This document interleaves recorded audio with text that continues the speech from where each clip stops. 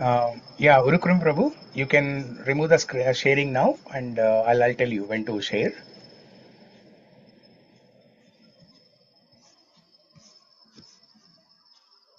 Yeah.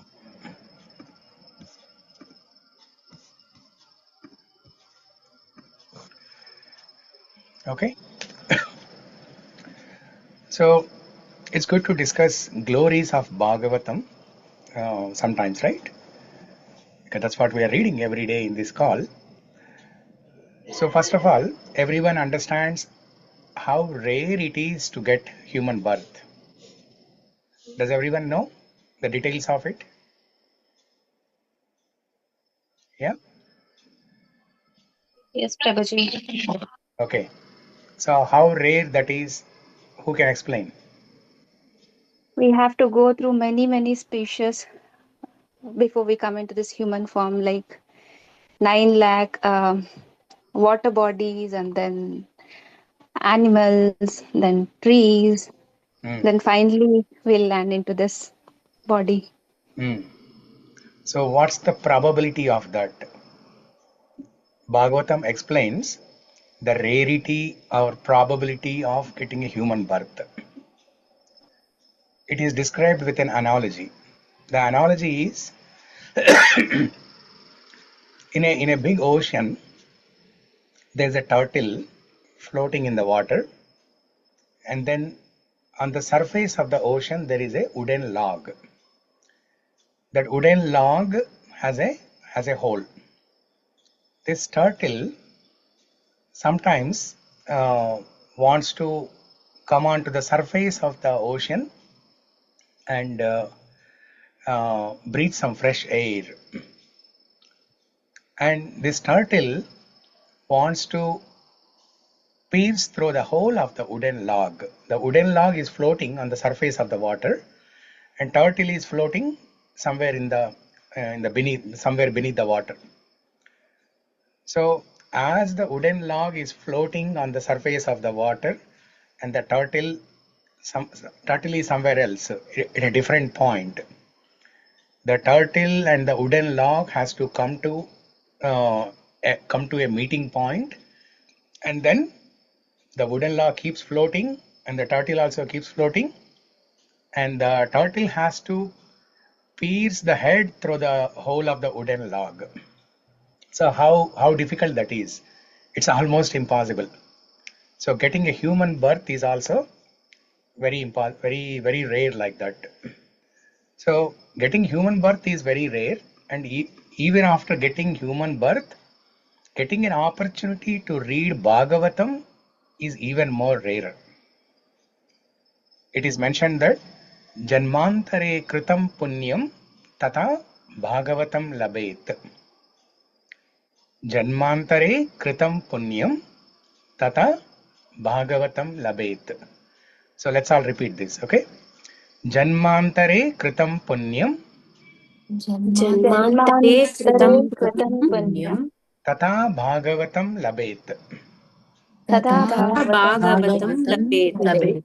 Yeah, so the meaning of this line is only after getting punya karma from many lifetimes, one will get an opportunity to read Bhagavatam. Janmantare kritam punyam. Many lifetimes. One has to do punya karma, some pious activities. Only then, in the current life, they'll get Bhagavatam. Now you can question that Bhagavatam is available, freely to anybody. Anybody can buy $200, or in India maybe just 1,000-2,000 rupees. Anybody can buy Bhagavatam and read it, right? No. If a person just buys Bhagavatam by themselves and read it, they will not understand. First of all, people showing interest to buy Bhagavatam like that is also very rare. Not everybody wants to buy Bhagavatam. They all want to read so many other things, but not Bhagavatam. They're not interested in spirituality. They're not interested in knowing God. They're not interested in knowing about the soul. That's what we discussed 2 days ago, right? When Gajendra was telling who cannot understand God and why people don't understand God is, the simple answer is they don't want to understand God. They don't want to. They are not interested. They are interested in many other things. But it's rare. It's rare to get an opportunity to read Bhagavatam. And of those who read Bhagavatam, who buy Bhagavatam and who start reading Bhagavatam, reading Stuti Stotrams like this is also very rare. Not everybody does this. Not everybody does this. 99% of the people, whenever they buy a book, what do? They want to read from page 1 to page, the last page. So in that attempt, they start reading from first canto, first chapter, first shloka, and so on. And when they come to second canto, third canto, it's all about creation. The 26 different material elements, how Brahma creates the creation, all those things. It's a dry philosophy. So people will lose interest there, and then they will close Bhagavatam and put it on the shelf. So reading Bhagavatam like this, relishing Bhagavatam like this, Stuti Stotra format is very rare. So when I gave a class on Vandanam in the local temple in Warangal, after the class, many people, especially one family, they moved from California to Warangal permanently for the sake of kids' better life here, to have better culture, all of those things. So they moved here. So that lady was telling to me after the class, she lived in California for 10 years and she has been practicing Krishna consciousness for 10 years. They have been reading Bhagavad Gita, Bhagavatam, everything. But she told me that this is the first time I am hearing from you that Bhagavatam can be relished like this in the Stuti Stotram format. This gives me a hope that I will get some taste. So far I am not getting any taste in Bhakti. So this gives me a hope that it will give me some taste in Bhakti, some taste in chanting, some taste in, in continuing to do Krishna consciousness. So I feel happy hearing that. And we all can see that from our experiences, right? We started with Rukmini prayers, Mukunda Mala Stotra, and then Gajendra Stuti now. It's so relishable. The Stuti Stotrams are very relishable.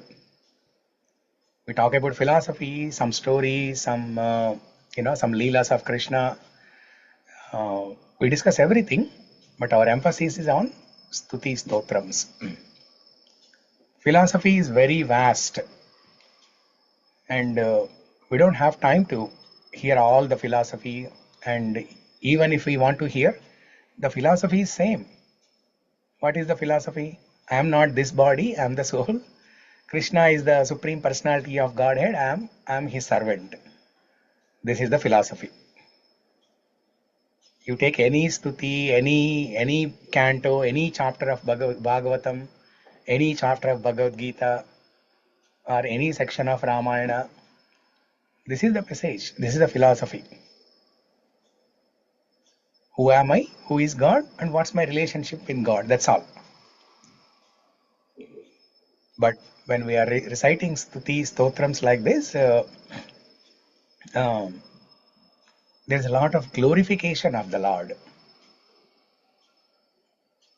Less philosophy, but more glorification of the Lord. Glorification of the Lord in different ways. If you compare Mukundamala Stotra and Gajendra Stuti, these are two different flavors of glorifying the Lord.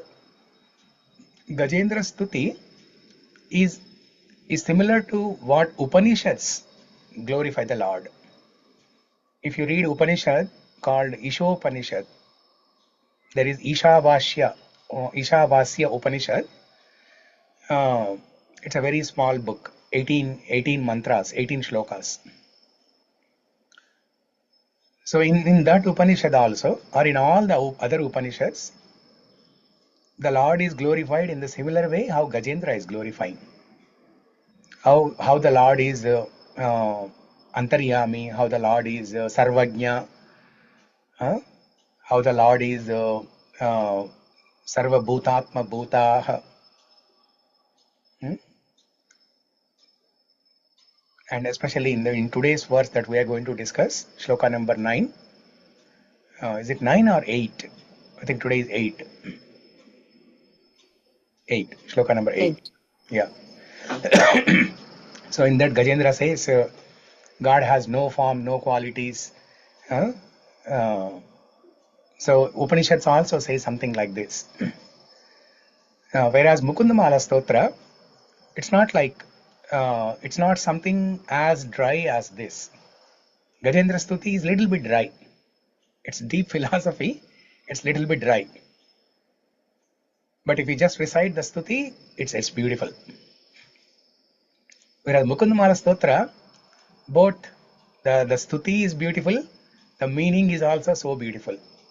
Purely focusing on bhakti. Not much philosophy, not dry philosophy, not something like Upanishads. It's very relishable, very sweet. Anybody can understand very easily. Okay, talking directly about bhakti. So like that, different stutis have different flavors. So just like how Vishnu Sahasranama says, yasya smarana matrena janma samsara bandhanat vimuchyate namastasmai vishnave prabhavishnave. Yasya smarana matrena janma samsara bandhanat. Even if one remembers God for a fraction of time, they will get free from the cycle of birth, death, old age and disease. Similarly, there is a shloka in Bhagavatam that glorifies Bhagavatam. Yannama shruti matrena puman bhavati nirmalaha tasya tirtha padam kimva dasanam avashishyate. Simply by hearing the name of the Lord, simply by hearing the katha of the Lord, puman bhavati nirmalaha, the heart gets purified. Tasya tirtha padam kimva dasanam avashishyate. Dasanam means for the servants. For the servants, all the tirtha sthalis are in the lotus feet of the Lord. Tasya tirtha padam kimva dasanam avashishyate. Yannama shruti matrena. In Vishnu Sahasranama it is yasya smarana matrena. So smarana is more difficult than shruti. So Bhagavatam is making it even more simpler. Simply by hearing. Yannama shruti matrena. Simply by hearing, one gets purified. And with that purification, one can see the Lord. In the last 2 days we discussed who cannot see the Lord and who can see the Lord. What are the qualifications to see the Lord, right? The qualification to see the Lord is we have to purify our mind, our heart. Then the Lord will come and sit in our heart. And the process to cleanse our heart is hearing Krishna Katha. So as we keep on hearing and we achieve perfection in the Shravanam and in our Bhakti Sadhana, Krishna will come and sit in the lotus flower of our heart.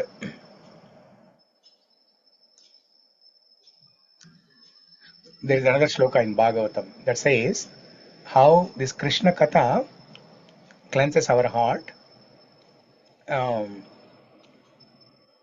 when we receive Krishna Katha through the holes of our ears, Krishna will enter through the holes of our ears and then sit in our heart. He will make a lotus flower as an asana and sit in the heart. Tam bhakti yoga paribhavita hrit saroje ase shrute kshana hito nanunada pumsa yadyad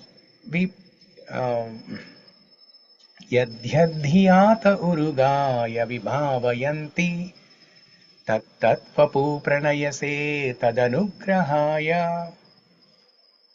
tam bhakti yoga paribhavitaya. As we achieve progress in bhakti, tam bhakti yoga paribhavita hrit saroje. Hrit saroje means, saroja means the lotus flower. Hrit saroja means the lotus flower called our heart. Our heart is the lotus, our heart becoming the lotus flower. Hrit saroja. Tam bhakti yoga paribhavita hrit saroje ase shrute kshana pato. Ase means he will enter, Krishna will enter. What is the path through which he will enter? Shrute kshana pato. Shruti plus ikshana, shrute kshana. Shruti means hearing. Ikshana means seeing. Shrute kshana means seeing through the ears. Seeing through hearing. Seeing through ears or seeing through hearing. Shrute kshana pato. Pata means path. Ase shrute kshana pato nanunata pumsaha yadhyadhyata urugaya vibhavayanti. And whoever thinks of Krishna in whatever form, Krishna will enter into our heart in that form. Tat vapu pranayase tadanugrahaya. Vapu means the form, body. So Krishna will enter into our heart in that particular form. If somebody is attracted to, like for example, Venugopala Swami, right? Krishna will enter into our heart in that form. If somebody is meditating on Bala Mukunda form, Krishna will enter into our heart in that form. If somebody meditates on Damodara form, Krishna will enter into our heart in Damodara form. So like that, whatever form one meditates on, and whatever form one meditates on while hearing Krishna Katha, Krishna will enter through the holes of our ears, make our heart as the lotus flower and sit there. So this is the process. This is the benefit or glories of Bhagavatam. So what we are doing on this call is very precious. So please take advantage of this. And this is the only way we can see God. Yesterday we discussed in great length how we can see God, right? So we can see God when God only becomes accessible to us. God is not reachable. In general, God is not reachable, but when God becomes accessible, only then, only through God's mercy, we can access Him, we can understand Him, we can reach Him. And that process is hearing Krishna Katha. So, in Bhagavad Gita, chapter 11, Vishwarupa Sandarshana Yoga, universal form, when Krishna shows universal form, that gigantic universal form having many hands, many heads, many mouths, many legs, everything, Arjuna could not see that form. There was a effulgent light that was coming from that universal form. It's very powerful. So Arjuna could not see that. Then Krishna said, Divyam dadhami te chakshuhu. Divyam dadami te chakshuhu. Dadami means I will give you. What? Divya chakshu. Divya chakshu means eyes. Divya chakshu means transcendental eyes. Let me give you transcendental eyes so that you can see me. Just like when you go to 3D movie, you cannot see 3D movie without the 3D glasses, right?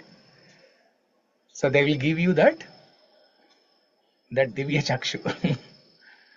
They'll give you the 3D chakshu, three-dimensional chakshu. Right now we have two-dimensional chakshu. We can only see length and breadth. But to see the depth, you need special instrument, the 3D glasses. You need 3D glasses.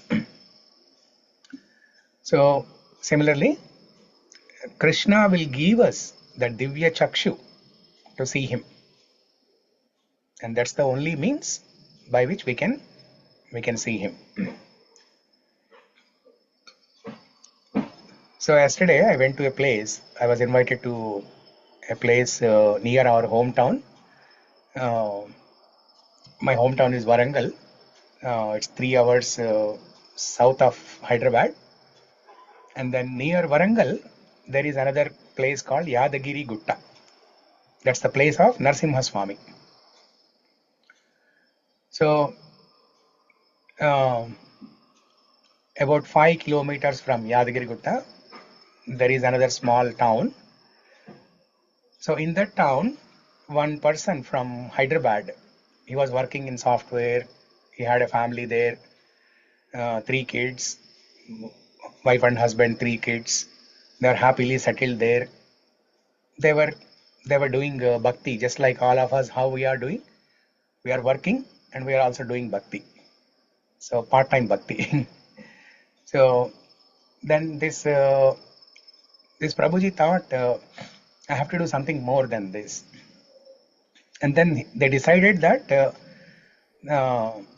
they wanted to quit everything and then come to this hometown, come to this small town and start a new center and cultivate people, make devotees. So they quit all their jobs. The kids they have 2 girls and 1 son. They're doing college now, BCom. They're doing BCom. They're all doing homeschooling. Three kids, they're doing homeschooling. And they're cultivating devotees very nicely. Within 2-3 years, they have cultivated about 200-300 devotees. And every week, Wednesday and Saturday, they do a program, class, kirtan, everything. A lot of people come. So it was very happy to see their progress there. Not everybody can do that. We all want to do bhakti full time. We all want to quit our jobs and take up bhakti full time. But we spend our whole life thinking about this only. So when will that happen? We don't know. But here is a person who has taken the dare step of quitting the software job and going to this town and started everything from scratch. So very nice. He named his 3 children also very nicely. The boy's name is Krishna Teja. The 2 girls' names are Krishna Priya, Vishnu Priya. So the 3 names represent 3 aspects of God. Parandama Prabhu. Huh? Parandama Prabhu. Kadu.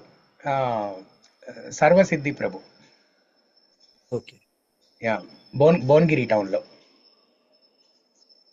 Okay. Yeah. So there are 3 aspects of God realization, right? What are the 3 aspects of God realization?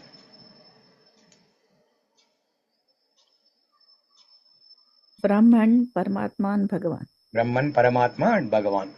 Brahman means the light, effulgence. So the boy's name is Krishna Teja. Tejas means the light, effulgence. And one girl's name is Vishnu Priya. Vishnu is the Paramatma in our heart. The four-handed Narayana form is the Paramatma form. And then another girl's name is Krishna Priya. That is Bhagavan. So they have these three aspects in their names: Brahman, Paramatma, and Bhagavan. Very nicely named. Yes, Ankita, you had a question?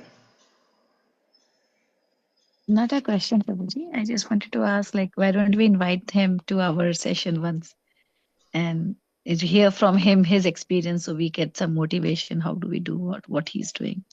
Yeah, that's a good point. Sure, I'll talk to him and invite once. Yes. Thank you. And they don't have a TV in their home. They sleep on the floor. No beds. They sleep on the floor. All the kids also. The two girls together, without anybody's help, without the help of their mom also, they can cook for 100 people. The two girls. They're very hardworking, very sincere, very devotional. So it was so inspiring to see them. I went there to give a class, but I learnt a lot from all of them. And there was one old person, 72 years. He wakes up at 3 o'clock in the morning. He chants Hare Krishna Maha Mantra. He chants his rounds, and then 5 o'clock he comes to this temple. He cleans up everything. He cleans all the windows, doors, the floor. He keeps everything ready. 72 years old man. So there are so many nice people like this. They all came and talked to me 2-3 hours before the class. It was a nice program.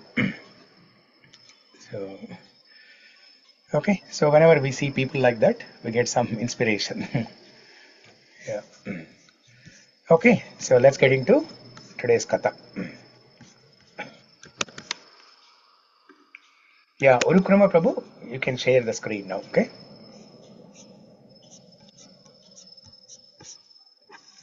Text 8 and 9, two shlokas actually.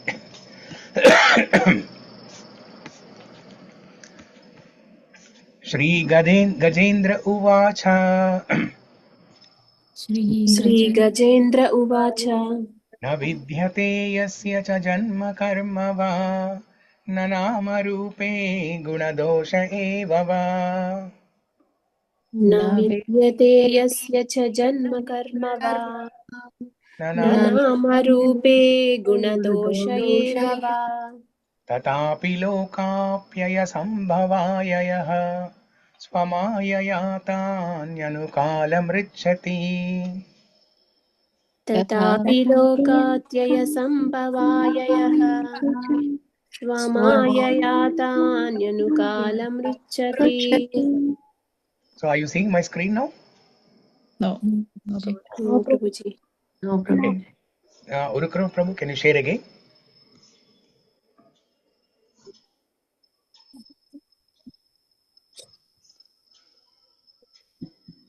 Okay, Prabhu, I'm sharing.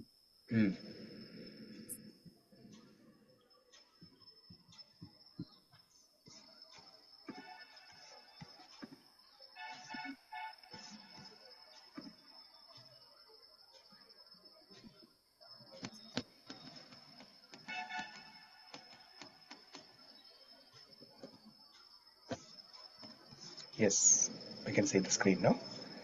Tasmai namaḥ pareśāya brahmaṇe nanta-śaktaye. तस्मै नमः परेशाय ब्रह्मणे नन्द-शक्तये arūpāyoru-rūpāya āścarya-karmaṇe. arūpāyoru-rūpāय नमः āścarya-karmaṇe. Not vidyate, there is yasya, of whom, the Supreme Personality of Godhead.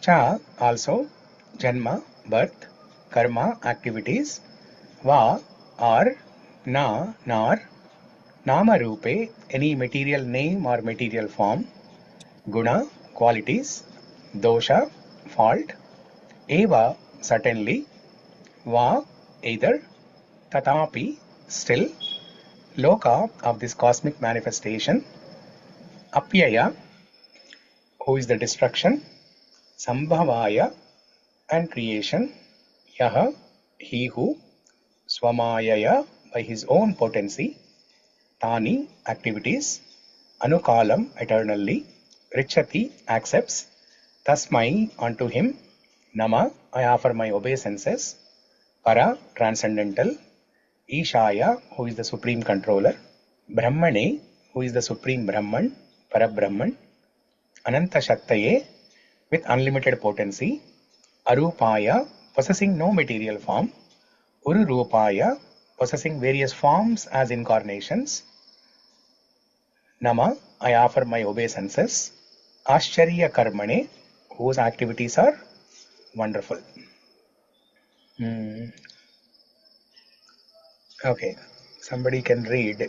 Indu, are you able to read? Hare Krishna, Prabhuji. Yeah, yes, you can read the translation and purport. Translation by Srila Prabhupada ki jai. The Supreme Personality of Godhead has no material birth. Activities, name, form, qualities are false. To fulfill the purpose for which this material world is created and destroyed, he comes in the form of a human being like Lord Rāma or Lord Kṛṣṇa by his original internal potency. He has immense potency and in various forms, all free from material contamination. He acts wonderfully. He is therefore the Supreme Brahman. I offer my respects to him. Purport.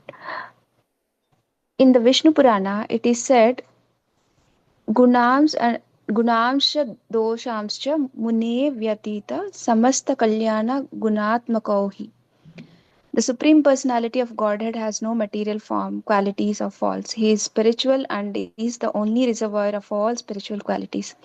As stated in Bhagavad Gita 4.8 by Supreme Personality of Godhead, Paritranaya sadhunam vinasaya cha dushkritam. The Lord activities of saving the devotees and annihilating the demons are transcendental. Anyone annihilated by the Supreme Personality of Godhead gets the same result as a devotee which is protected by the Lord. Both of them are transcendently promoted. The only difference is that a devotee goes directly to the spiritual planets and becomes an associate of Supreme Lord, whereas demons are promoted to Brahmaloka, the impersonal effulgence of the Lord. Both of them, however, are transcendently promoted. The Lord's killing or annihilating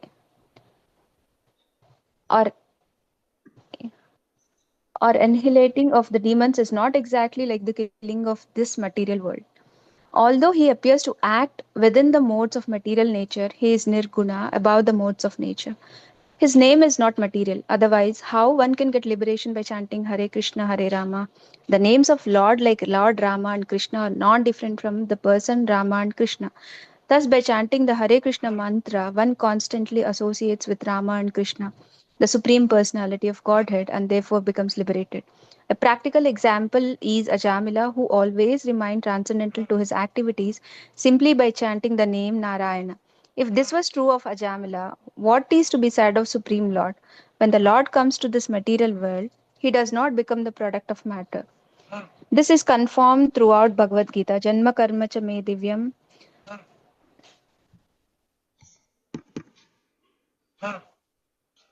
ajanantimam muda manushyanam tanum ashritam.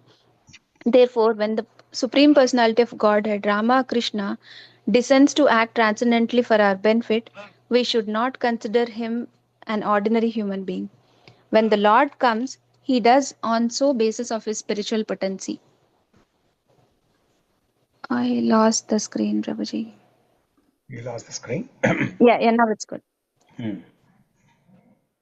Sambhavāmyatma-māyayā. Because he is not forced to come by the material energy, he is always transcendental.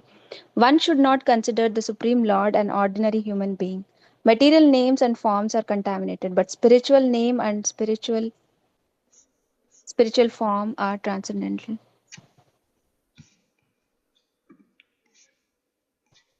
Okay. Hare Krishna. Okay. Hare Krishna. Your voice in person and on the Zoom call. Sounds totally different. That's why I asked you, are you the same Hindu who joined? Some modulation happening in the. Yeah, it's totally different. Yeah. Okay. So here, after explaining who cannot understand God, who can understand God, now Gajendra is saying that the Supreme Lord has no material birth, no activities, no name, no form, no qualities or faults. Now this is what Upanishads also say, that God has no form, nirakar, nirguna, like this. But there is a esoteric meaning. Esoteric meaning means something that cannot be understood very easily by everyone. So Urukrum Prabhu, you can remove the screen sharing now.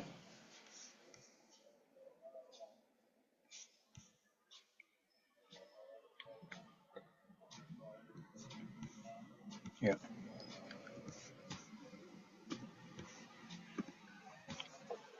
So when Upanishads describe God is nirakar, nirguna, it doesn't mean God has no form or God has no gunas, no qualities. When they say nirakar, akar means form, nirakar means no form. God does not have a form like how we have a material form. Our body is made up of matter, the Pancha Mahabhuta, earth, water, fire, air, ether. But God's form, even when God appears in the material world, He appears in His transcendental form, Satchidananda Rupam. So, Nirakar means he has no form like the material form. But His form is transcendental, it is different. But looking at this description like this, like what Gajendra is saying or what the Upanishads say, nāma-rūpe, nacha janma karma va, like this, the Mayavadis, the impersonalist people, what they say is, see, God is formless. God doesn't have any qualities. So why do you worship some deity? Why do you do vigraha radhana? So they are totally against vigraha radhana. But in the beginning, they do vigraha radhana to progress, and once they make some progress, they say at that time you don't need any vigraha radhana because God is formless. Eventually, God is formless.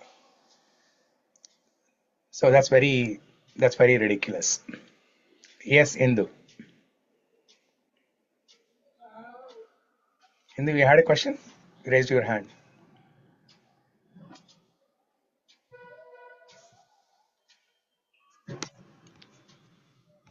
Indu, did you have a question? You raised your hand.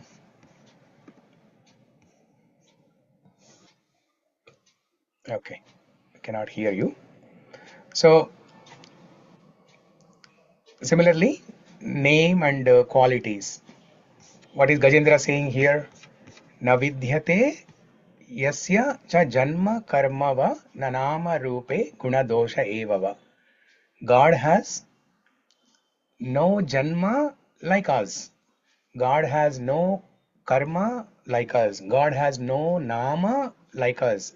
God has no rupa like us. God has no guna or qualities like us. And God has no faults like how we do. God has no janma like us. Means, so we take birth through the biological uh, process of birth. Whereas God does not take birth like that. God just appears uh, by His desire. He appears in the womb of a mother like Devaki or Kausalya. So he just appears simply by his desire. He appears. So Krishna tells in Bhagavad Gita, Ajopi san avyayatma bhutanam avyayam. Ajopi san avyayatma. When I appear in this material world, I appear in my transcendental form.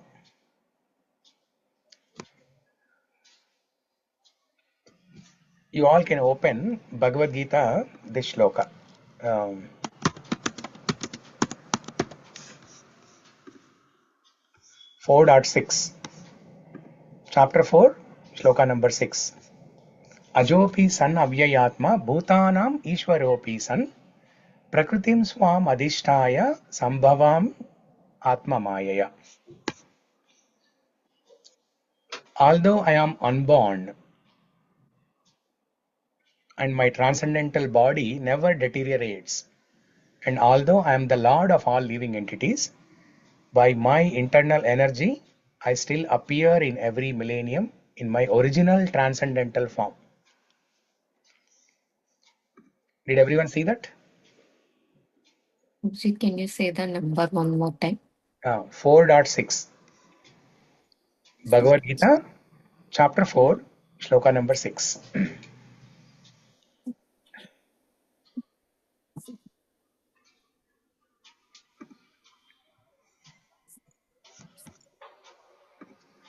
Maybe somebody can read the shloka and the translation.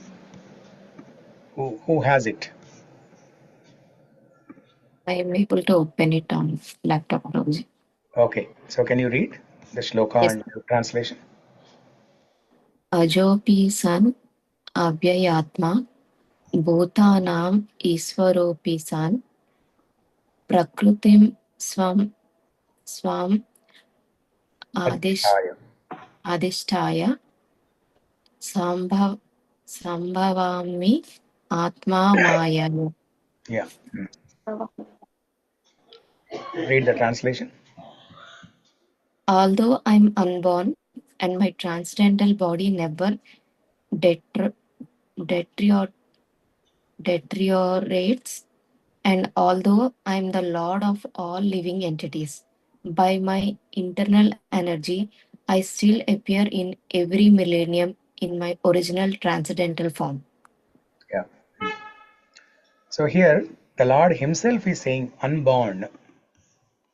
Aja. The word Aja is one of the names of Krishna. Aja means unborn. I'm trying to recollect if there is any reference to this in Vishnu Sahasranamam also, this name Aja. I think this one, right?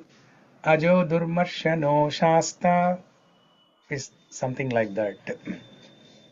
Sarita, Gurtunda Mika line?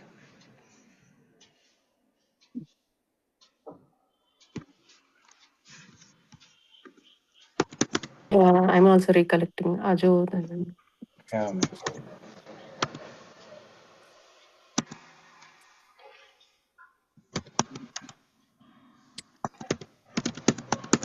Ajo Marshana Sasta Visrutatma Viha. Inka?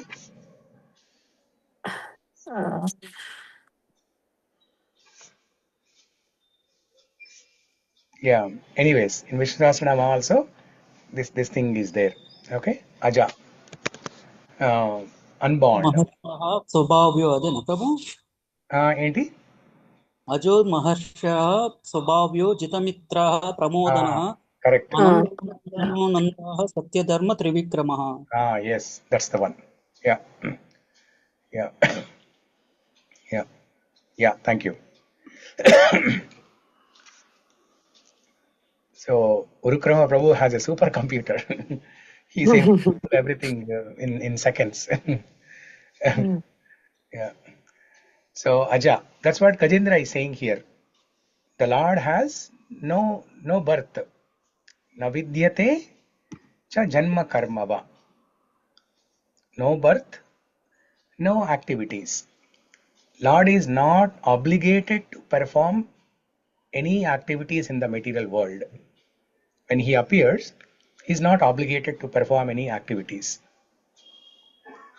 Natasya karyam nacha karma vidyate. Krishna tells in Bhagavad Gita, even though I have created the laws of karma in chapter 3, 4 and 5, when Krishna describes karma yoga, Krishna describes intricacies of karma, and then he says that even though I have created this varnashrama system and this laws of karma, I am not obligated to perform any karma.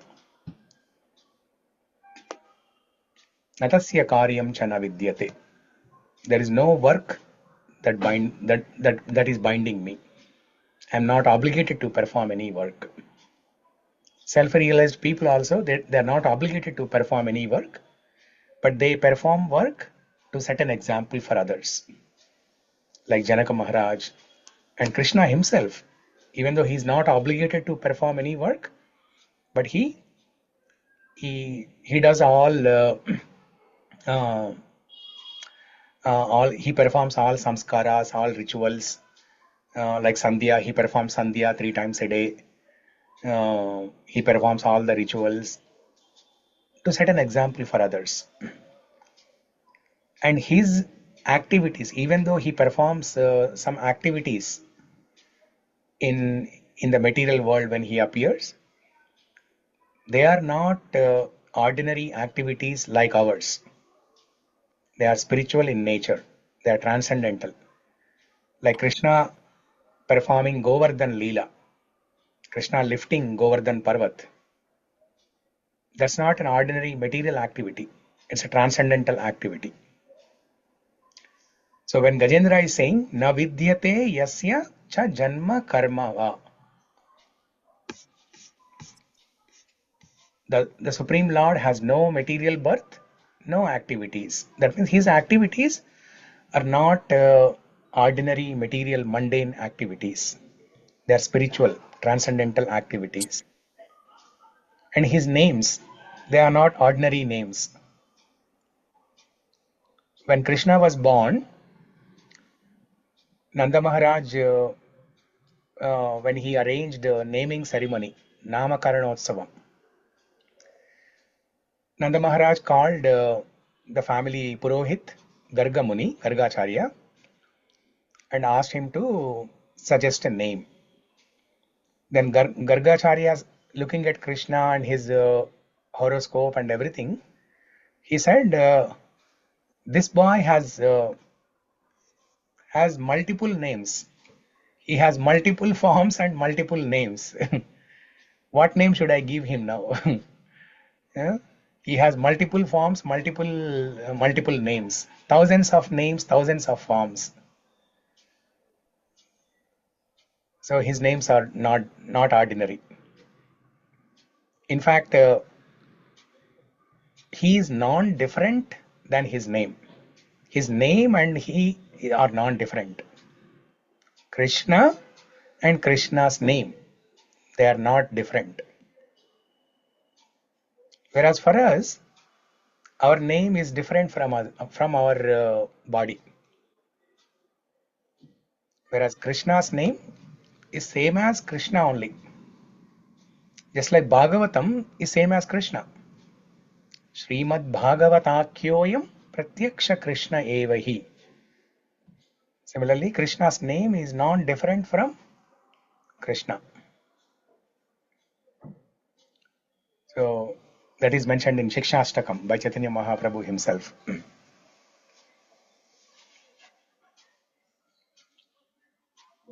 What is that shloka?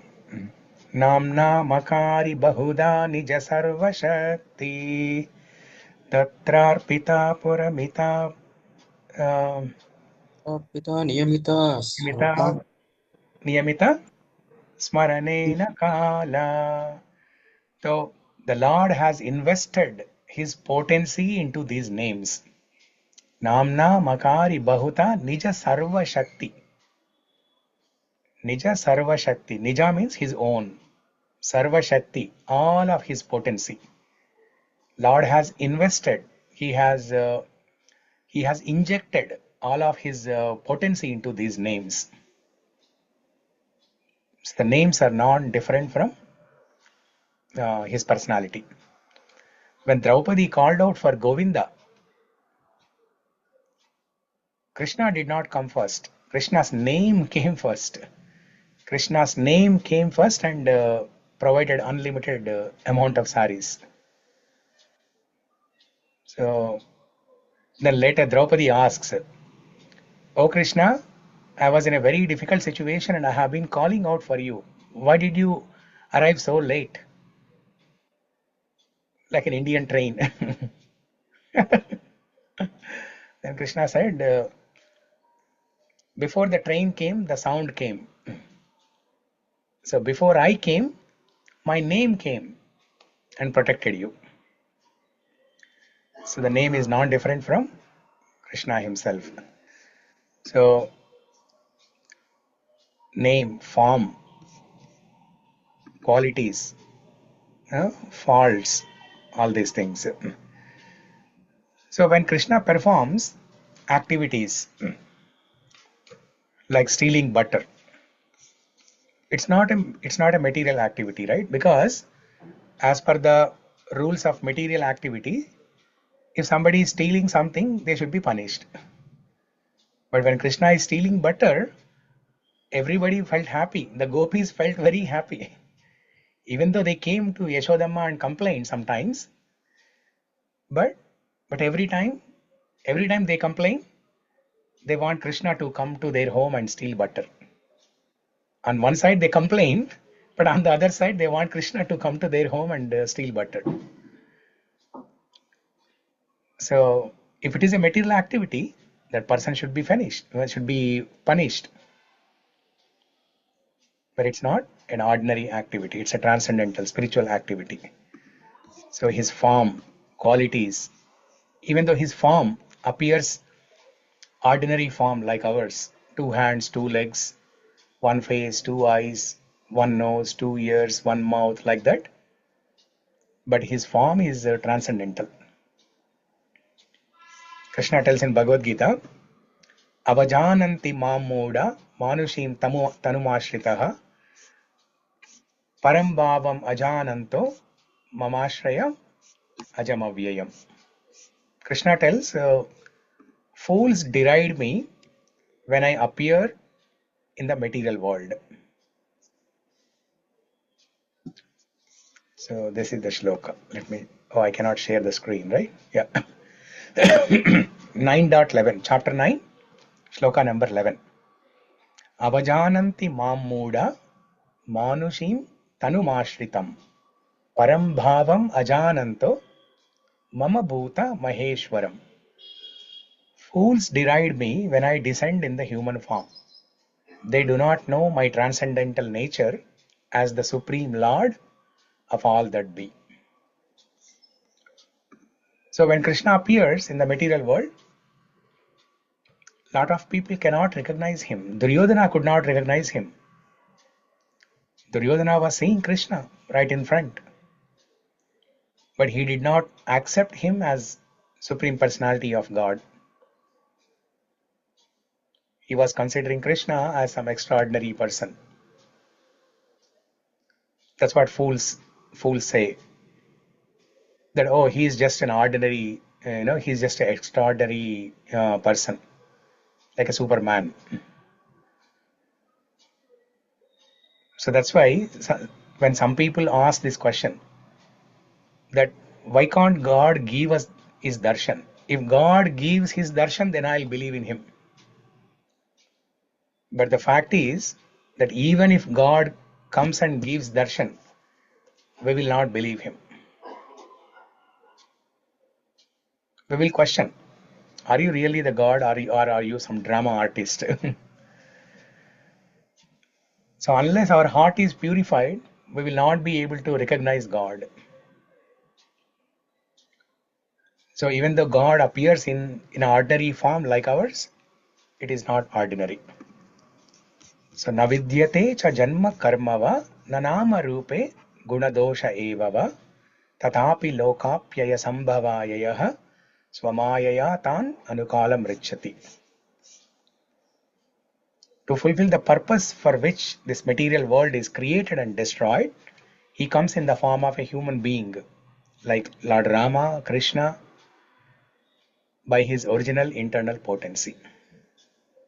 He has immense potency and in various forms, all free from material contamination. He acts wonderfully. He is therefore the Supreme Brahman. I offer my respects to him.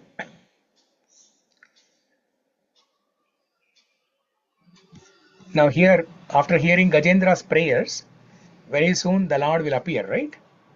Now just before this shloka, what did Gajendra do? He picked up a lotus flower and he said, all I can do is bhakti. I am a Jantu.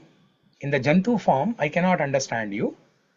But all I can do is, I can perform little bhakti. I can just offer you a lotus flower. So he picked up a lotus flower and offered to the Lord. So now very soon the Lord will appear. Now when the Lord appears, he will look just like us. Sometimes two-handed form, sometimes four-handed form.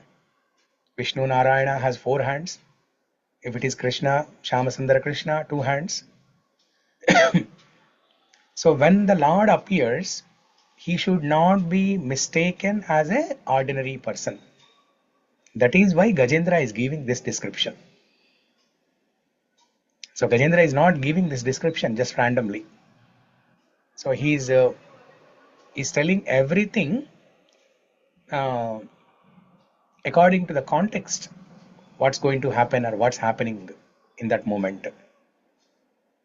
So first he said, lot of people cannot understand you. Then he said, I am in a Jantu form, I cannot understand you. I can only offer you a bhakti. I can offer you this lotus flower. Then God is definitely pleased with that bhakti. So he's going to appear. So he's giving a description. Before the Lord appears, he's giving a description. Even when he appears like a normal person, but he is not normal.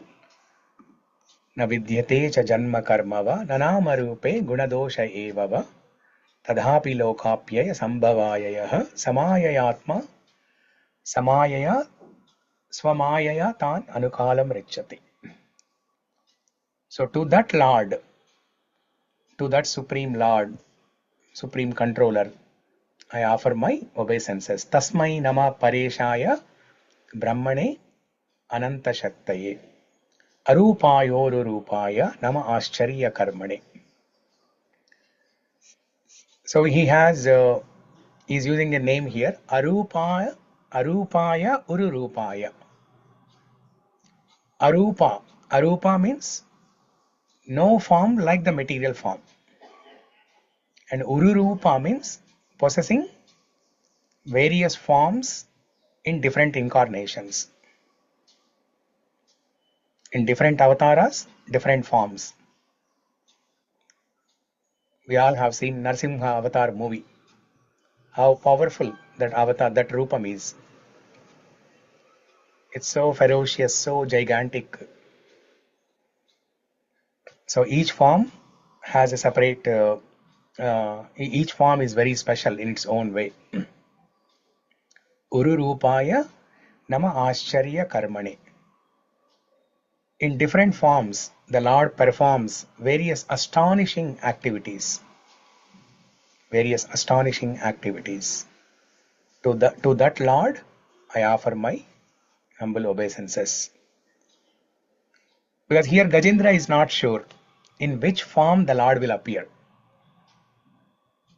That's why he's telling all this.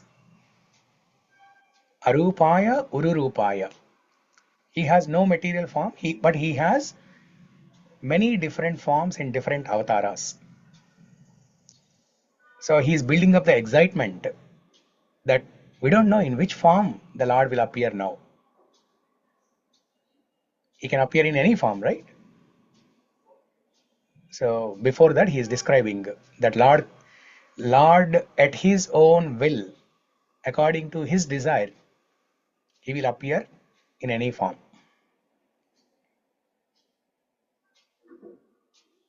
And if a devotee is meditating on particular form, then the Lord will appear in that form. But here Gajendra, he is not meditating on any particular form of the Lord.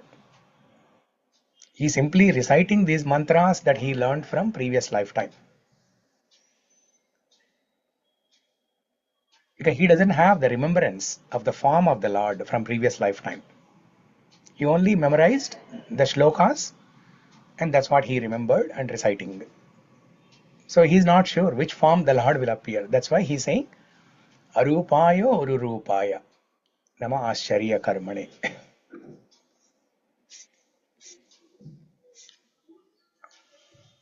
Okay. So that's about these two shlokas.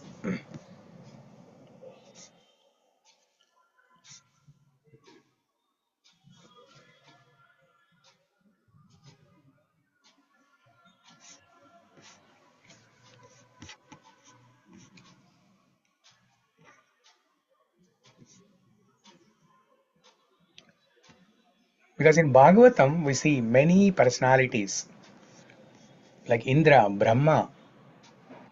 Brahma, when Krishna was having two-handed form, two legs, two-handed form in Vrindavan, sitting with his Gopa boy friends and eating food, Brahma had a doubt. Is he God? Is he God? He's eating with other Gopa boy friends without following any proper sadachar, proper etiquette. He's putting his hand in the mouth of another boy and taking that juta, that engili, and putting in his mouth. And then in one, Bhagavatam gives this description actually. In one hand, Krishna was holding the perigannam, curd rice. And in another hand, he was holding pickle. So the tradition of eating curd rice with pickle came from Krishna. So Bhagavatam says in that section where Brahma got a doubt that is this boy a God? Is this boy God? That time what was God doing? What was Krishna doing? He was holding perigannam in one hand and pickle in another hand, and taking one bite of perigannam and one bite of pickle, and then putting one bite of pickle in Madhumangal's mouth, and taking something from Madhumangal's plate and putting in his mouth.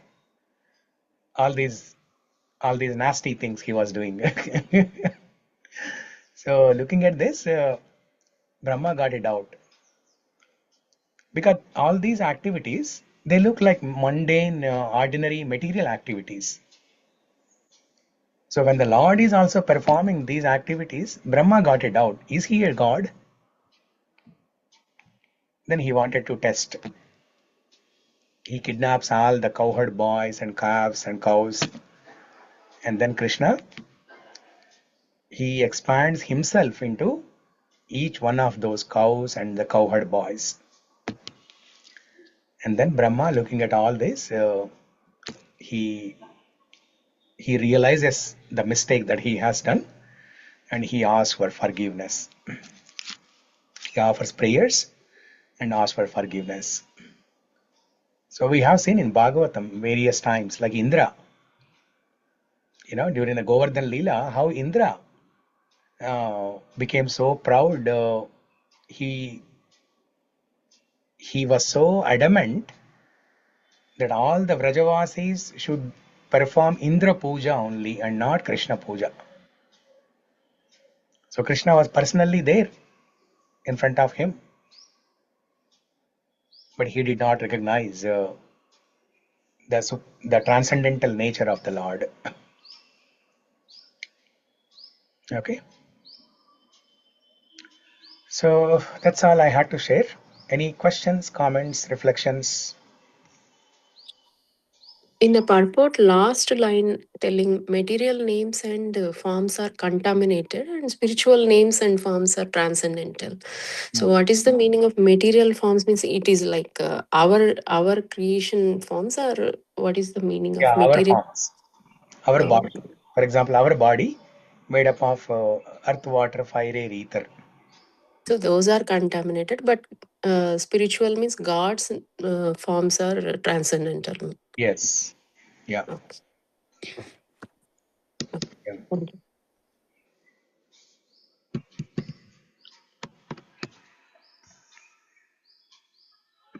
But when we look at God's form, it looks just like our form only. So it's easy to be mistaken that he is just an ordinary person. And there is a specific reason why God appears in that form.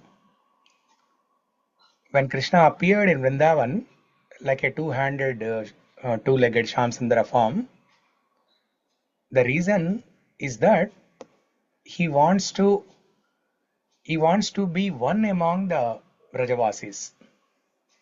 He wants to play with the Gopa boys like an ordinary boy. He wants to uh, dance with the Gopi girls like an ordinary boy. If he appears as a four-handed Chaturbhuja Narayana form, then the Gopa boys cannot play with him like that. Now we cannot imagine going to Vaikunta and uh, we cannot imagine seeing Lord Narayana in Vaikunta holding perugannam in one hand and pickle in another hand and eating like that. Narayana, there is a nice dining table and there is a costly, expensive cutlery. So there are so many chefs and so many servants serving So many dishes. so many dishes. Uh, there is a proper way of eating food. Narayana cannot eat just like that. Yes. But it's very difficult to imagine without form. Means it's difficult to focus, or God has no form, you are telling, no, but it's very difficult to concentrate without form. Means if Krishna means we have some impression. He is like that. He is with flute. He stands like some. But God is no form means it's very difficult to imagination how he will be. Or even for chanting, or even for to focus. At least we need some impressions, no, some impressions. Maybe to make that easy, God created like that. Maybe. No, no, no, no. I think you have not understood correctly. So when it is mentioned that God has no form, it means God does not have a form like ours. So, what is the form? Actual form then? God's form is like ours only, but not like ours. Prabhuji. So, so it is not like ours means his body is not made up of matter. Okay. Okay, his It body looks like is not made. us, but not. He looks like us, or it is the other way. We look like him, right? A Okay. child looks Yeah. like the father. Yeah. Yeah. Correct. Yeah. So God is also God's form is two-handed form in the spiritual world in Goloka Vrindavana. It is two-handed form, and in Vaikunta it is four-handed form, Okay. puja form. So the form is like ours, but Okay. the difference is it is not made up of matter. Transcendent. Yeah, that is the meaning when we say God has no form, nirakar, na vidyate cha janma karmava nāma-rūpe. That means God has no form like ours. Okay. Yeah. No, he has a form. Okay. The Yeah. person, he has a form. We have to Okay. meditate on that form. Mhm. And when Krishna appeared in Vrindavan 5000 years ago in Dwapar Yuga, that is the Okay. same form in which Krishna appears in spiritual world. Can we say externally he is like that, but internally he is different from us? Correct. Yeah, internally he is different. Correct. Yeah. Now I got it. Yeah. Yeah. Yes, Prabhu, you had a question? Yes Prabhu. Yeah. ఈ ముకుందమాల స్తోత్రం నుంచి వెళ్ళి Hmm. Prayers, భగవంతునికి సంబంధించిన prayers, example ఇప్పుడు మీరు నిన్న చెప్పారు స్తుతి, ఇటువంటి కృతజ్ఞత, ఇవేవైతే ఉన్నాయో Yeah. ఇవి కలుగుతూ ఉండే ఆ యొక్క శ్లోకాస్ కొంచెం చెప్పగలుగుతారా ప్రభు? ఏ శ్లోకం అన్నారు? ముకుందమాల స్తోత్రం నుంచి నిన్న చెప్పారు కదా, స్తుతి యొక్క ప్రార్థన యొక్క 4 ఎలిమెంట్స్ అని చెప్పారు కదా. అవును, the 4 elements. Yeah. ఆ 4 ఎలిమెంట్స్ కవర్ అవుతూ ఉండే ఏమన్నా శ్లోకాలు ఏమైనా ఉంటే చెప్పారా ప్రభు ముకుందమాల నుంచి? Okay, sure. So the first element of the prayer is stuti, glorifying the Lord, right? So the first 2 shlokas, if you take Śrīmad-Bhāgavatam varadeti daya pareti bhakta priyeti bhavalunṭana kovideti nāteti nāgashayaneti jagannivase त्यालापिनं प्रतिदिनं कुरु मां मुकुन्द जयतु जयतु देवो देवकी नन्दनोऽयं जयतु जयतु कृष्णो वृष्णिवंशप्रदीपः जयतु जयतु मेघश्यामलकोमलाङ्गो जयतु जयतु पृथ्वीपारनाशो मुकुन्दः. So these 2 shlokas are example for the first element, stuti, glorifying the Lord. Okay. Next element is kృతజ్ఞత, gratitude, right? So kృతజ్ఞత in Mukundamala Stotra, which shloka has kృతజ్ఞత? Let me see.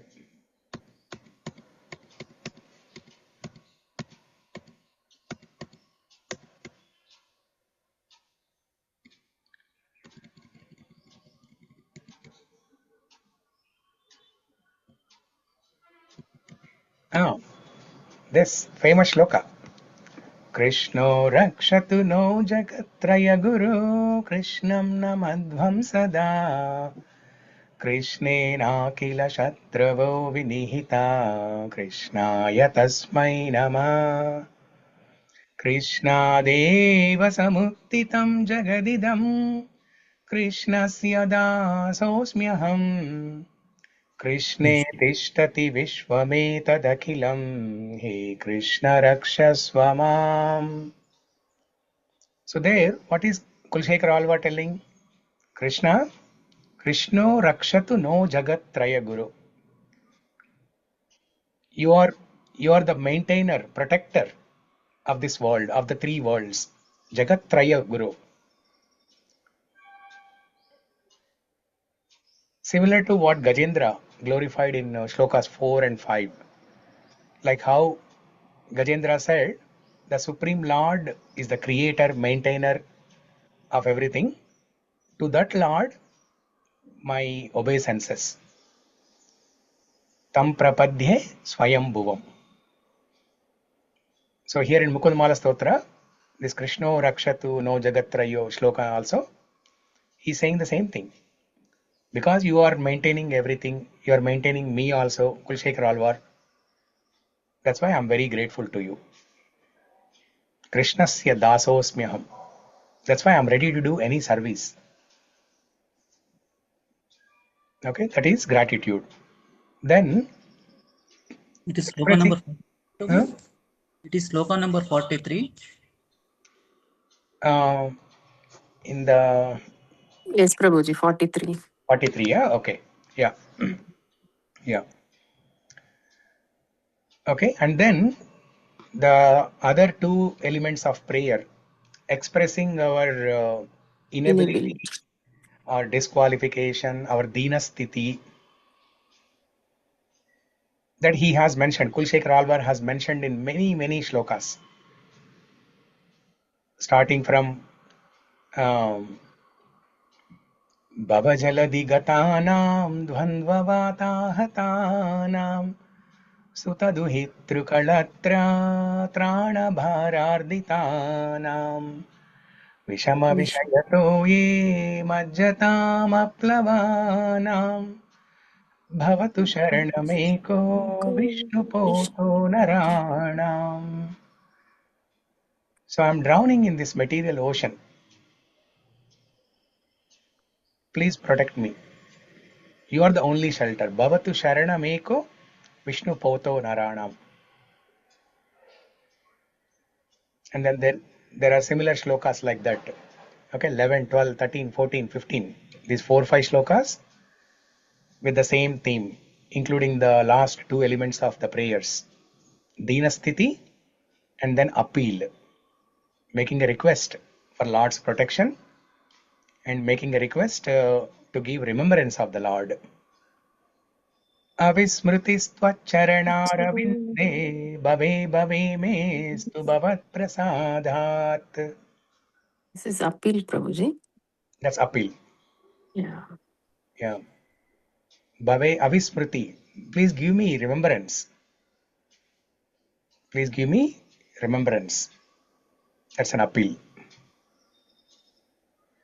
Nāham vande tava charanayor-dvandva-madvandva-heto kumbhīpākam gurumapi hare narakam napanetum ramya rama mridutanulata nandanena-pirantum bhave bhave hridaya bhavane bhavayeyam bhavantam. So here also appeal.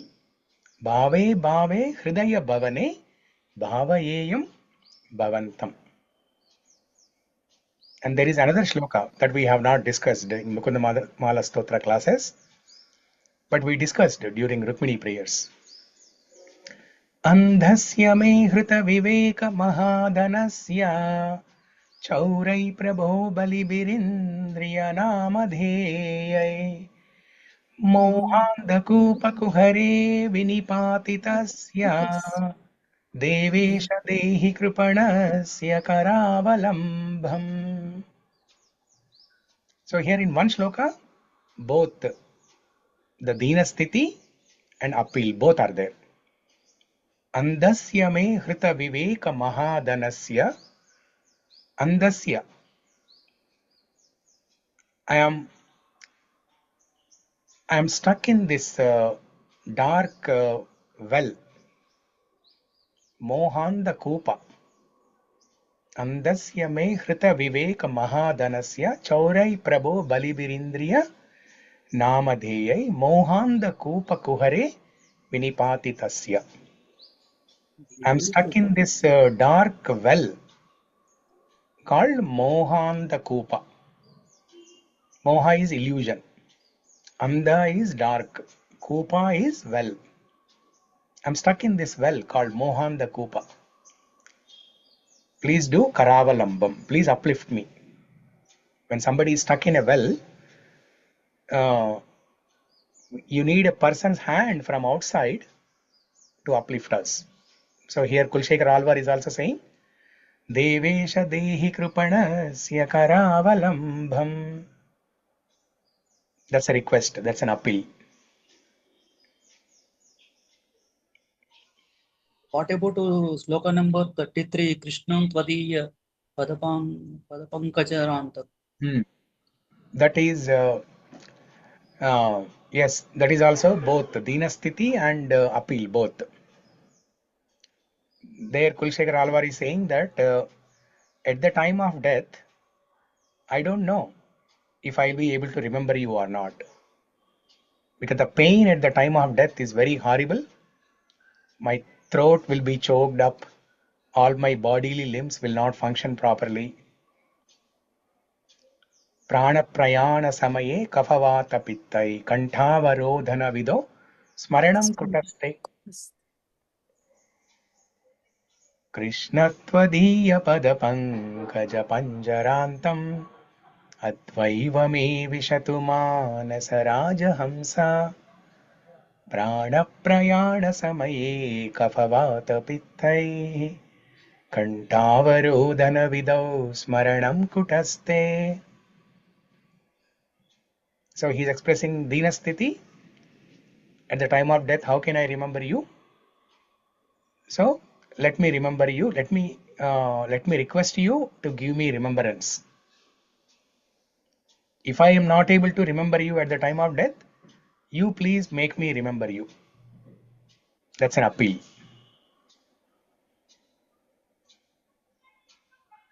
Yeah. Yeah, like that many shlokas have these two elements together. Dinasthiti and appeal, both. Yep. ఈ యొక్క జపంలో మేము ముందుకెళ్ళాలంటే తీసుకోవాల్సిన కొంచెం జాగ్రత్తల గురించి చెప్పగలుగుతారా ప్రభు? జపంలో attentive గా జపం ఉంటాయి. చేయాలంటేనా? హరే ఫోకస్ కృష్ణ. గా జపం చేయాలంటేనా?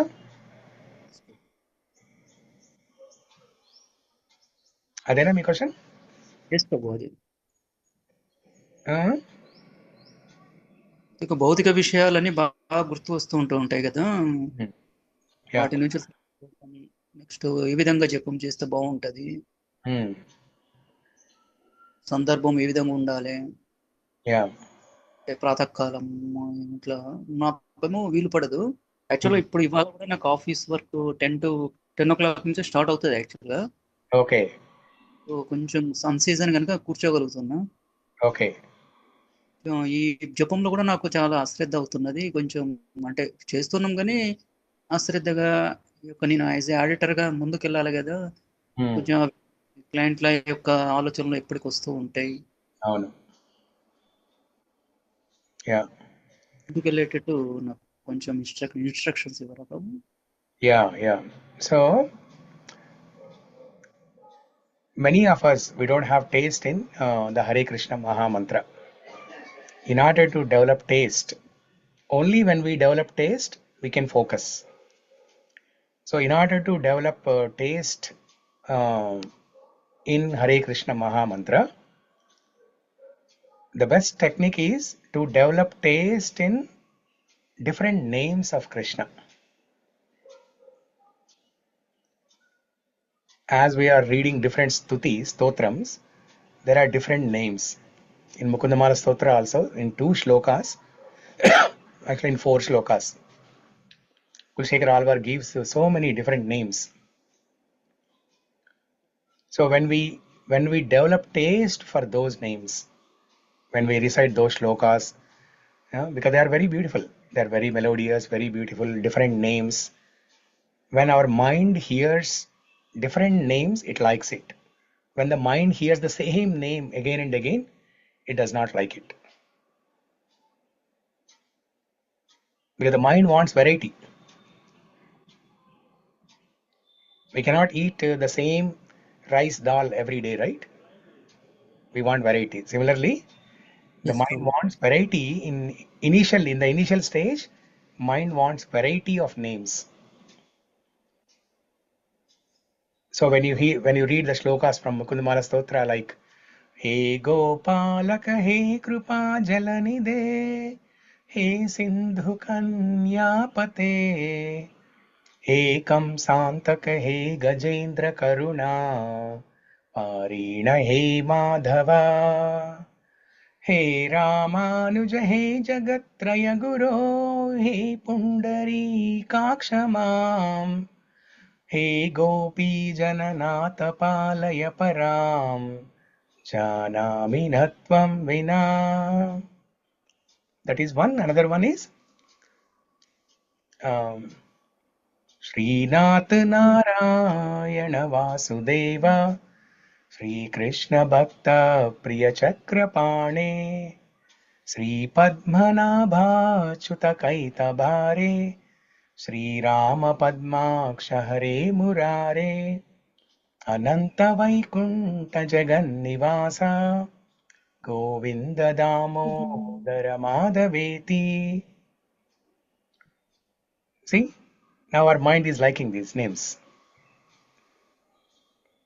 Rather, when you say Hare Krishna, Krishna Krishna, Hare Hare, Hare Rama, Rama Rama, Hare Hare, Hare Krishna, Krishna Krishna, Hare Hare, Hare Rama, Rama, Hare Hare. Mind will not. అంటే మీరు chanting చేసేటప్పుడు ఈ names గుర్తు తెచ్చుకోమంటున్నారా, ఈ names నే chant చేయమంటున్నారా? So initially you just keep chanting, okay? You just keep chanting for the sake of chanting. But separately, in a separate time, you read these names, you recite these different names. Like the other day, Shamala, she recited Vishnu Ashtottara Shatanamavali. Yeah. Or Vishnu Sahasranama Stotra. That's why it is recommended to recite Vishnu Sahasranama Stotra every day.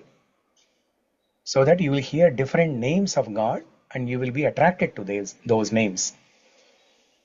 When you get attracted to the different names of God, automatically you will get attracted to the Krishna Rama, Hare Krishna Mahamantra also. So to develop taste on the name, you need to feed different names to the mind. So once you get the taste, then you will have the taste for Hare Krishna, Hare Rama also. So once you have taste, then you can focus better. And while chanting Hare Krishna Mahamantra also, you can remember these names. You can remember these names. Different names you can remember. Prabhuji, like in initial days, like when we are trying to do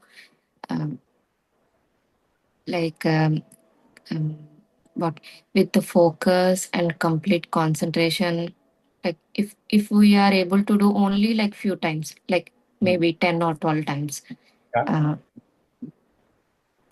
that okay, Prabhuji? That is sufficient. Yes.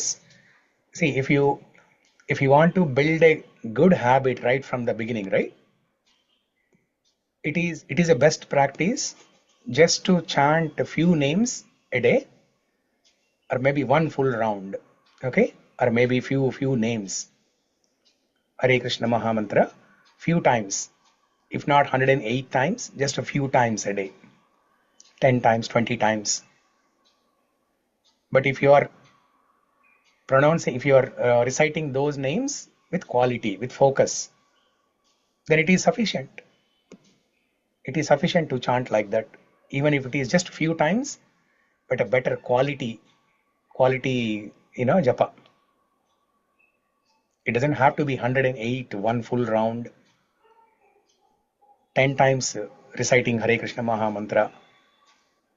But if you are able to do that with quality, with focus, yes, that will form a good habit. And you can build on that. Once you have a good habit of pronouncing names qualitatively and with focus, you can increase the number of times, number of rounds you can increase.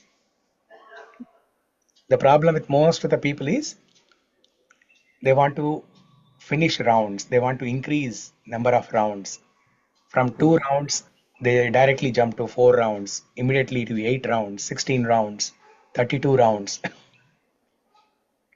So once you do that, what happens is, from the beginning, bad habits will be formed. The chanting in a bad way will form as a habit. Focus means by chanting and hearing, Prabhu? Yes, by clear pronunciation and by proper hearing. Okay. Yeah, clear pronunciation and proper hearing. And while doing that, you can meditate on the form of the Lord also. If it helps your attention, if it helps your focus, you can think about a beautiful form of the Lord.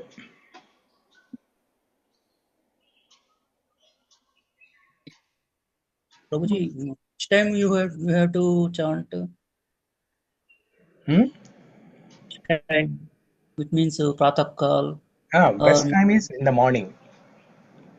Before you even start your work, best time is to chant in the morning so that you're not worried about the day-to-day activities, the different meetings, different emails, phone calls, different client meetings, etc. So if you are able to finish in the morning, that is the best thing. But if you are not able to do that, then take a break in the afternoon. After you have finished some amount of work, when you think you can take some amount, at least 10 minutes, 20 minutes, 30 minutes, you can take a break, chant good rounds, and then again in the evening, like that.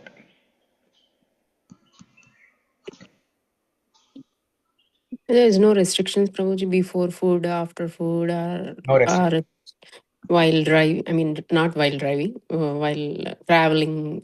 Yeah, no restriction. Yeah, except while driving, you can do. You can even sit in the car. Someone else is driving. You can sit in the car and Yeah. chant. You can sit in the sofa, sit in the chair. Yeah, no hard and fast rules. But best thing Prabhuji, to sit in one what place. is the sorry, Prabhuji. Mhm. What is the main reason of count of that number? Mm. 16. Yeah, 16 rounds, and then each round 108 beads. If there is no count, right, then the mind will cheat us. The mind will trick us, and mind will cheat us. That okay, today I feel like chanting only 10 times. Tomorrow I feel like chanting only 2 times. So like that, every day, mind will trick us in different ways. But if there is a discipline, then mind will get used to that discipline. So in order to introduce that discipline, the acharyas have given prescribed number of rounds so that every day we maintain that consistency. Eventually, that is the goal. We have to chant 16 rounds every day. But before you get there, you form good qualities. You form good habits of chanting good quality names. Even if it takes time, even if you are saying only 10 times a day, 10 times or even one round a day, that is fine. Take your own time, but form good habits of chanting and slowly build on that. That is a success formula.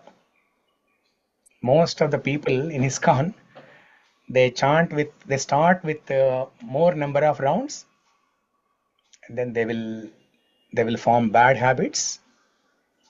Bad habits means habit of chanting in a bad way, which they can never fix it. Because in English there is a saying, old habits die hard. If you form a habit in a bad way for 3 years, 5 years, 10 years, you can never reverse that. That's why even if it takes time, even if you take 5 years to come to 16 rounds, that is perfectly fine. But you every day chant a few names properly, qualitatively, and with focus. And if But your mind is not, as you said, Prabhuji, డెఫినెట్గా 16 cycles complete చేయాలంటే at least 2.5 hours తీసుకుంటుందేమో. yes, I don't know when. So 2.5 hours God మీదే focus చేయాలి అంటే డెఫినెట్గా we have to improve so much taste about God, then only it is possible, Prabhuji. yeah, that's correct. Yeah. So ఎందుకంటే చాలా సార్లు మేము first cycle అయిపోయింది, second సైకిల్లోకి ఓకే ఫస్ట్ సైకిల్ పర్ఫెక్ట్ అయ్యాము అని సెకండ్ సైకిల్లోకి వెళ్తున్నాం, కానీ Hmm. Second or third cycle again mind deviate అయిపోతుంది, అగైన్ వన్ సైకిల్కి వస్తున్నాం. సో Yeah, ఎక్కడ ప్రాబ్లం అంటే డెఫినెట్గా అంత స్ట్రాంగ్ టేస్ట్ వస్తే తప్ప we can't increase the further cycles. yeah, yeah.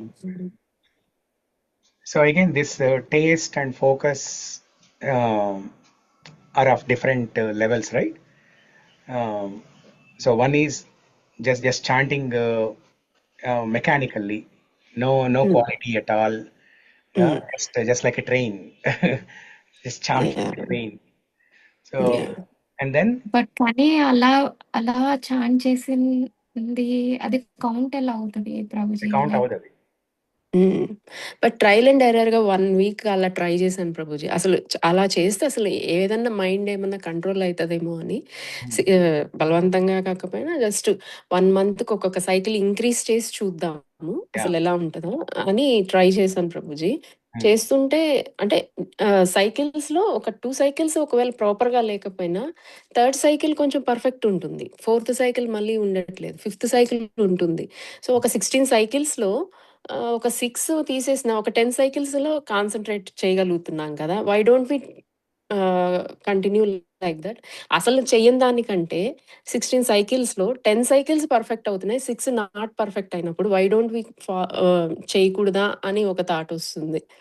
అసలు పర్ఫెక్ట్ అవ్వాలి కదా అని చెప్పి అసలు ఫర్దర్ కే పోకపోతుంటే ఒకటే సైకిల్లో ఉండే కంటే, అంటే I'm not saying that this is right, I tried at least అసలు 16 సైకిల్స్ కి తలనొప్పి వస్తుందా రాదా, తలనొప్పి ఎన్ని సైకిల్స్ కి తలనొప్పి వస్తుంది, అలా ట్రయల్ అండ్ ఎర్రర్స్ చేస్తూ ఉన్నాను ప్రభుజీ. అంటే 16 సైకిల్స్ కి ముందు బాడీని కూర్చొని హెడేక్ రాకుండా లేకపోతే ఆకలి లేకుండా వీటికంతా సెట్ చేసి ఆఫ్టర్ దట్ మేబీ వస్తుందేమో కాన్సన్ట్రేషన్ అని ఒక్కొక్క ఏకాదశికి ఒక్కొక్క సైకిల్ పెంచుకుంటూ వచ్చాను ప్రభుజీ. యా ఇప్పుడు 15 సైకిల్స్ దాకా వచ్చిన ఆ 15 సైకిల్స్ లో definitely 5 are not qualitative, but 10 I'm just telling the random numbers, at least 10 correct గా ఉంటున్నాయి కదా, why don't we proceed like that అనిపిస్తుంది. Yeah. If you are able to chant at least a few rounds with quality, you can continue. There will be some rounds without quality, rounds with quality. Yeah then you can continue. First start చేసినప్పుడు 3 cycles కి ఇంకా headache వచ్చేస్తుంది, 3 cycles కి headache. తర్వాత ఇప్పుడు whether it is quality are not 5 cycles కి కూర్చోగలుగుతున్నాం, తర్వాత 7 cycles కి వచ్చాము, ఇప్పుడు 10 సైకిల్స్ కి వచ్చాము. అట్లీస్ట్ అలా ప్రాక్టీస్ చేస్తుంటే కొంచెం బాడీని సైకిల్స్ కి ట్యూన్ చేయగలుగుతున్నాం, లేకపోతే ఫస్ట్ సైకిల్లోనే ఉంటున్నాం. I don't know whether it is correct or not. నాకు ఆ ట్రయల్ అండ్ ఎర్రర్ ట్రై చేస్తుంటే ఫస్ట్ లో 2 సైకిల్స్ కంటే ఎక్కువగా వచ్చేది కాదు క్వాలిటేటివ్ గా. ఇప్పుడు అట్లీస్ట్ 10 సైకిల్స్ కంప్లీట్ చేస్తున్నాను, వాటిల్లో ఐఎమ్ నాట్ షూర్ 10 క్వాలిటీగా చేస్తున్నాను అనట్లేదు, but 5 I'm sure I'm qualitative. So అలా ప్రాక్టీస్ చేయడం ఓకే కదా Prabhuji? Yeah. See, out of all the 16 rounds, you'll have maybe one round in the beginning, one round in the middle, few rounds in the end, qualitative rounds. Like random, right? You cannot say 5 rounds continuously are quality and other rounds are not quality. You cannot say like that. Yeah. In between there will be some quality rounds. If you are able to do that, yes, you can chant 16 rounds. Yeah Only కొన్ని when you emotions chant లో 16, కూర్చున్నప్పుడు కూడా, కొన్ని emotions తో కూర్చున్నప్పుడు కూడా, for example ఏదైనా disturb అయి కూర్చున్నప్పుడు కొన్ని సైకిల్స్ అయ్యేదాకా మైండ్ కండిషన్ లోకి రాదు, ఒక 3 సైకిల్స్ చేసిన తర్వాత కండిషన్ లోకి వస్తుంది, అప్పటి నుంచి ఒక 5 సైకిల్స్ ప్రాపర్ గా చేయగలుగుతాం. సో అట్లీస్ట్ 3 సైకిల్స్ చేయలేకపోయినా తర్వాత 5 సైకిల్స్ చేయగలుగుతున్నప్పుడు why don't we continue like that? yes, definitely. Yeah. You can definitely do that. If you are able to chant some quality rounds in between, you can do 16 rounds. Then okay, thank you Prabhuji. అదొక doubt గా ఉంటుంది. So కొన్ని చేయగలుగుతూ కొన్ని చేయలేనప్పుడు అసలు చెయ్యాలా వదిలేయాలా అనేది No, doubt. you can do that. So the instruction that I gave is for beginners, for new people who are just beginning to chant. They're starting to chant 1 round, 2 rounds, 3 rounds, 4 rounds, like that. So for them, the best technique is, in the initial stage itself, you focus on quality. Okay. And take baby steps, even if you take longer time. One year, 1 round. If you can do that also, that is also fine. Okay. Next 16 years, 16 rounds. That means To reach to 16 rounds, you take 16 years. That is also fine. Okay. Perfectly fine. Because I have seen people starting with 16 rounds from day one, and even after 16 years, they are not able to chant properly. So they are not able to chant properly means they want all the cycles quality. What is the meaning, What Prabhuji? is the reason? In the beginning only they failed. They formed bad habits. And from first year, the bad habits are continuing to second year. Second year, they are continuing to third year. And they are increasing. The bad habits are increasing. Bad habits means chanting in a bad way. Okay. Means that they are not focusing, or what is the bad They are not chanting means? focusing. They are not focusing. They are just chanting mechanically. Okay. What is the reason? Because in the beginning, that's how they started. Okay. So my point is, in the beginning, you start in a good way. Okay. Even if it takes time, slowly you build up on that. Yeah. But because of your Krishna Kathas, whatever, for some time we are deviating from chanting, but most of the time we are able to focus because of the Krishna Kathas, our discussions, what we are doing in the class, our doubts. ఒక్కోసారి అయితే ఒక round మొత్తము క్లాస్లో జరిగిన ఒక doubt గురించి ఆలోచిస్తూ ఒక రౌండ్ అయిపోతుంది. సో అలా అనమాట. అట్లీస్ట్ ప్యారలల్ గా నడుస్తుండడం వల్ల maybe we are able to focus, I think so. Yeah. All of this Krishna Katha is to develop faith on Krishna and develop taste in chanting. Because chanting is our ultimate goal. Because that is what will help us remember God. Yeah. And the chanting can be of different forms. This Nama Sankirtana, it can be of different forms, not just Hare Krishna Maha Mantra. Somebody is, somebody from Sri Vaishnava Sampradaya. They don't have this, this method of chanting 16 rounds. They chant Vishnu Sahasranama, or they chant some slokas from Ramayana. Or if you go to Vallabha Sampradaya people, they chant Sri Krishna Sharanam Mama. So like that. So it can be of different forms. Nama Sankirtana basically. Yeah. But because of this 16 times chanting, throughout the day, and for example, 16 ఉన్నాయి కదా, so ఒక్కొక్క పూటకి 4 అనుకుంటూ ఉంటే throughout the day we can able to remember the God name at least అని నేను అలా పెట్టుకున్నాను Prabhuji. So morning 4, afternoon 4, evening 4, before so that throughout the day we can remember by chanting the name. Yeah. That is also one good technique. Even Prabhupada used to do that way actually. అప్పుడు ఏంటంటే strain అనిపించట్లేదు at least, and throughout the day we are remembering the God through chanting అని అనిపిస్తుంది. Even Prabhupada used to do it that way. Throughout the day he used to chant few rounds in the morning, afternoon, evening, like that. Different techniques Prabhuji, ఒక్కొక్కరికి ఏది work out అవుతుంది వాళ్ళ time schedule ని బట్టి, life style ని బట్టి ఎవరికి we have to decide. నేను కూడా ప్రభుపాద టెక్నిక్ ని ఫాలో అవుతున్నా ప్రభు.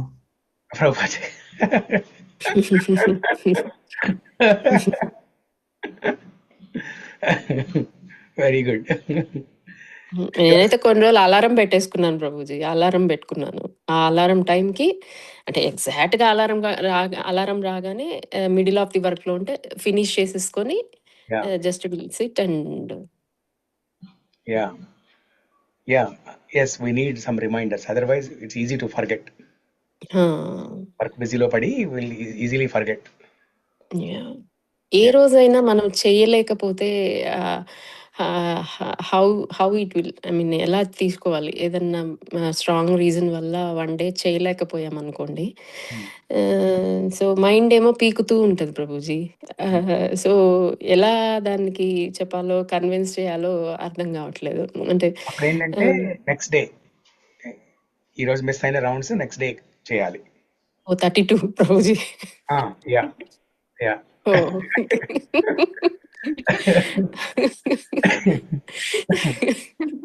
సో బెటర్ ఏ రోజు ఆ రోజు చేసుకోండి.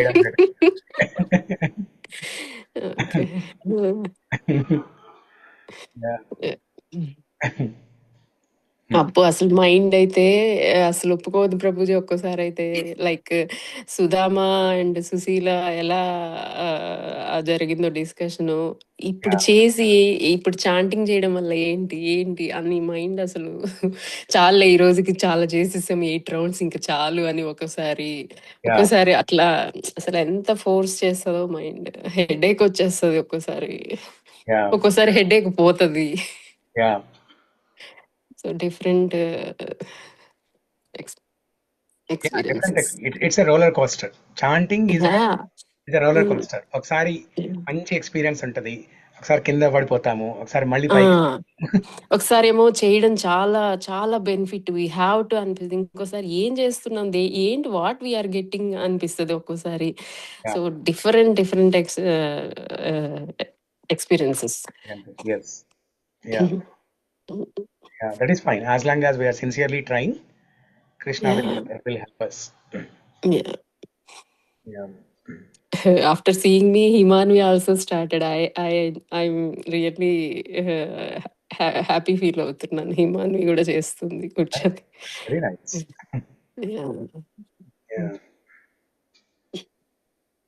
బట్ పిల్లలకి రూల్స్ కూడా డిఫరెంట్ ఉంటాయా ప్రభుజీ? అంటే కొంచెం చైల్డిష్ గా ఎక్కడంటే అక్కడ కూర్చునేసి ఎక్కడంటే అక్కడ చేసేస్తూ ఉంటది.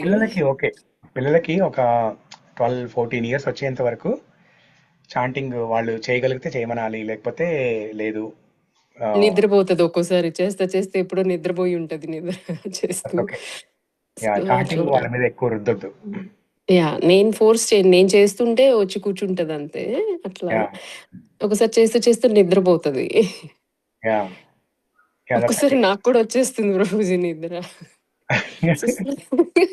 ఆ పనిష్మెంట్ గా ఇంకొక రౌండ్ చేస్తాను. నిద్ర రాకపోతే ఆశ్చర్యపోవాలి. నిద్ర రాని వాడికి chanting is the best medicine. ఎవరికైనా ఇన్సోమ్నియా అట్లా ఏమైనా ఉంటే chanting is the best medicine. నిజమే ప్రభుజీ. అసలు ఎంత పీస్ఫుల్ గా వచ్చేస్తుందో ఒక్కోసారి నిద్ర.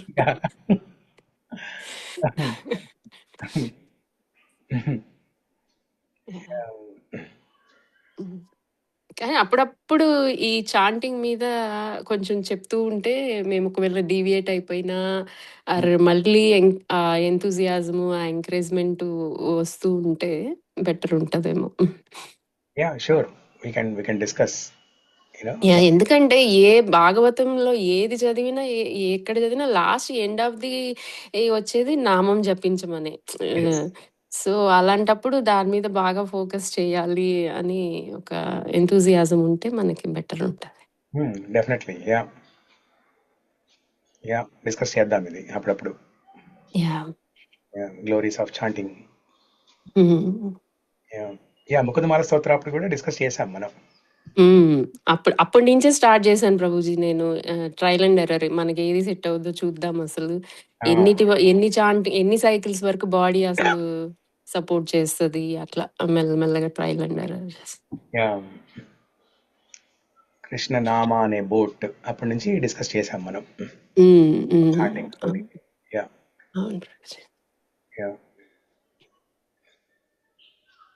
Okay good. ఉరుక్రమ ప్రభు మీరు మంచి క్వశ్చన్ అడిగారు. అవును Prabhuji, thank you so much Prabhuji. Now I'm very eagerly waiting to see how Urukrama Prabhu is going to summarize all this. Book రాయొచ్చు ప్రభుజీకి నా గుడ్ సజెషన్ ఏంటంటే ఎవ్రీడే క్లాస్ వినండి, రాయండి, లాస్ట్ లో ఒక బుక్ పబ్లిష్ చేద్దాం మనం. యాజ్ ఇట్ ఈస్ గా ప్రభుజీ రాసినవన్నీ పెట్టేసి పైన శ్లోకం పెట్టేసి కింద ఇది పెట్టేసి we will publish. Good idea.